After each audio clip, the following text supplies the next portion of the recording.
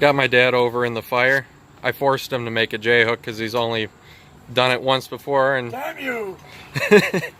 and he's the guy that started collecting all this stuff many years ago. When he was a youngling. Yeah.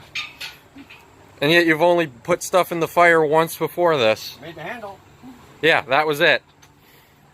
So I'm forcing him to make a J-hook before he goes back in the house. Meanwhile, I've got the big vise out and I got the big wrench.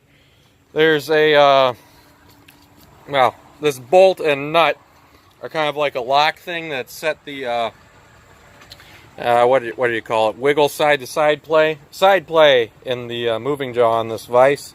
So I've got it out and I'm using the big wrench to free off the nut in the big vise. Yeah, fun using tools. And that fits that perfectly.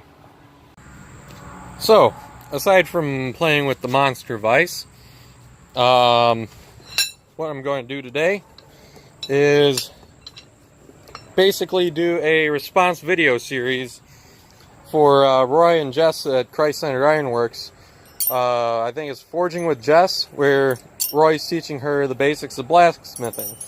I've got a wife too, Sarina, and going to teach her the same stuff. Basically just follow along with them and videotape it. I'd like to get creative and do some different stuff with it, but for now just basically copy what they're doing. So I've got 5 pieces of round stock that I squared up earlier today. It took me like an hour and a half to do these.